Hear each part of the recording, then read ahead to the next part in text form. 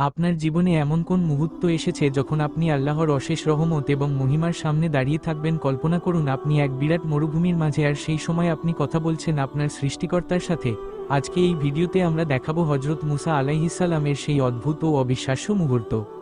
তার আগে আপনি যদি আমাদের চ্যানেলে নতুন হয়ে থাকেন, চ্যানেলটি সাবস্ক্রাইব করে পাশে থাকা বেল আইকনটি চেপে দিন। ধন্যবাদ। হযরত মুসা আলাইহিসসালাম তিনি আল্লাহর সাথে সরাসরি সাক্ষাৎ করার সুযোগ পেয়েছিলেন। ফেরাউন লোহিত সাগরে ডুবে যাওয়ার অনেক দিন পার হয়ে গেছে। আল্লাহ হযরত মুসা আলাইহিসসালামকে বনী ইসরায়েলদের জন্য তাওরাত কিতাব নাজিলের সুসংবাদ দিয়েছিলেন।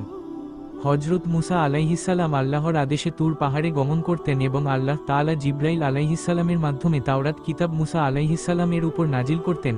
এভাবে অনেক দিন যেতে থাকে। আমরা সবাই জানি যে মুসা আলাইহিসসালাম আল্লাহ তাআলার সাথে সরাসরি কথা বলতে পারতেন। একদিন মুসা আলাইহিসসালাম আল্লাহকে বললেন, আল্লাহ, তোমার সৃষ্টি এত সুন্দর, না জানি তুমি দেখতে কত সুন্দর, আমি তোমাকে দেখতে চাই। উত্তরে আল্লাহ বললেন, হে মুসা, তুমি আমাকে কখনোই দেখতে পারবে না। মুসা আলাইহিসসালাম বারবার আল্লাহর কাছে আল্লাহকে দেখতে চাওয়ার বায়না করতে থাকলেন এবং বারবার আল্লাহ তাআলা মুসা আলাইহিসসালাম বায়না নাকচ করতে থাকলেন। আল্লাহ বললেন, হে মুসা, তুমি মানুষের চোখ দিয়ে তুমি আমাকে কখনোই দেখতে পারবে না, সুতরাং এই আবদার তুমি করো না। মুসা আলাইহিসসালাম হাল ছাড়লেন না। তিনি বারবার আল্লাহকে দেখতে চাওয়ার ইচ্ছা পোষণ করতে লাগলেন। আল্লাহ এইবার তার দোয়া কবুল করলেন। আল্লাহ মুসা আলাইহিসসালামকে পাক পবিত্র হয়ে পরের দিন তুর পাহাড়ে আসতে বললেন। পরের দিন মুসা আলাইহিসসালাম পাক পবিত্র হয়ে তুর পাহাড়ের দিকে রওনা হলে প্রতিমধ্যে কয়েকজন বনী ইসরায়েলের লোকদের সাথে দেখা হয়ে যায়। বনী ইসরায়েলের লোকেরা তাকে প্রশ্ন করল, মুসা, তুমি কোথায় যাচ্ছ? মুসা আলাইহিসসালাম বললেন, আমি তুর পাহাড়ে যাচ্ছি, আল্লাহ ওয়াদা করেছেন তিনি আজ আমাকে দেখা দিবেন। বনী ইসরায়েলের লোকেরা বলল, মুসা, আমারও আল্লাহকে দেখতে চাই, আমরা কি তোমার সাথে আসতে পারি? মুসা আলাইহিসসালাম বললেন, তোমরা আসতে পারো, তবে তোমাদের দূর থেকে অবস্থান করতে হবে। তারা মুসা আলাইহিসসালামের কথায় রাজি হয়ে গেলেন। মুসা আলাইহিসসালাম বনী ইসরায়েলের লোকেদের নির্দিষ্ট স্থানে রেখে তুর পাহাড়ের চূড়ায় উঠে গেলেন। তখন আল্লাহ মুসা আলাইহিসসালামের অবস্থান থেকে 36 কিলোমিটার জায়গা অন্ধকার করে দিলেন।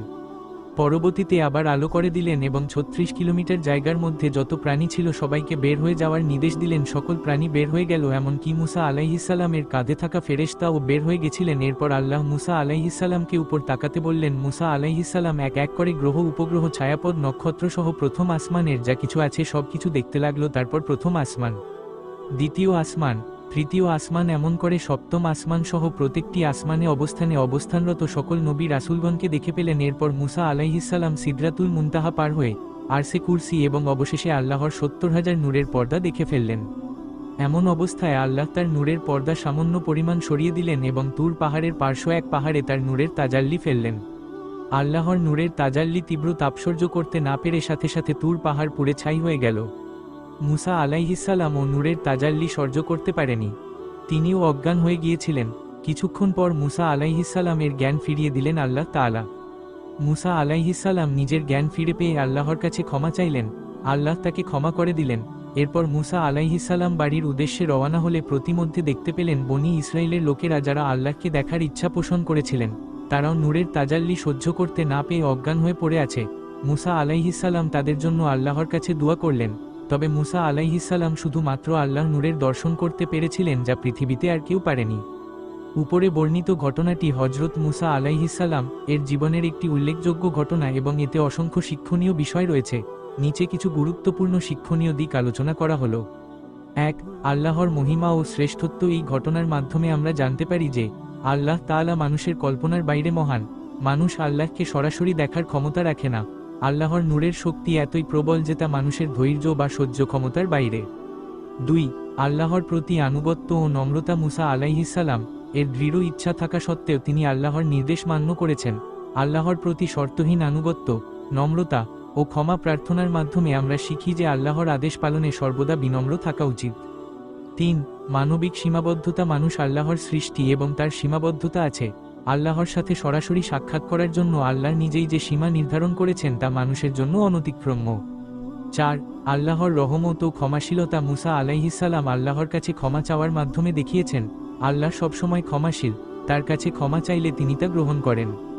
5. আল্লাহর সামনে বিনীত হওয়া। যখন মুসা আলাইহিসসালাম আল্লাহর নূরের তাজাল্লি দেখার পর অজ্ঞান হয়ে যান তখন আল্লাহ তাকে ক্ষমা করে তার প্রতি রহমত প্রদর্শন করেন।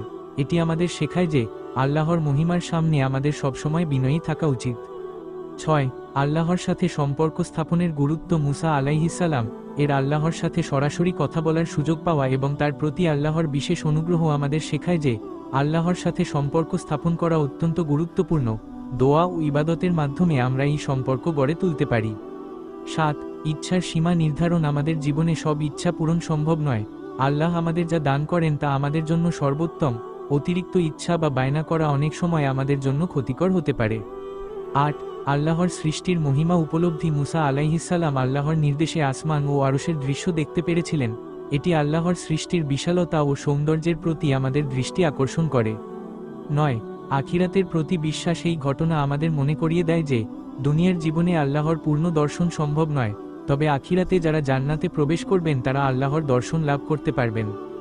10. দোয়ার গুরুত্ব। মুসা আলাইহিসসালাম বনী ইসরায়েলের লোকদের জন্য দোয়া করেছিলেন, যা আল্লাহ কবুল করেছিলেন। এটি দোয়ার শক্তি ও প্রভাব সম্পর্কে আমাদের ধারণা দেয়।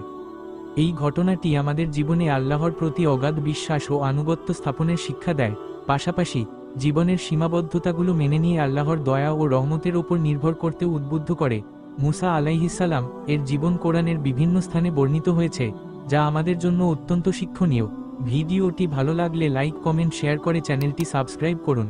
দেখা হবে অন্য কোনো ভিডিওতে। আসসালামু আলাইকুম ওয়া রাহমাতুল্লাহ।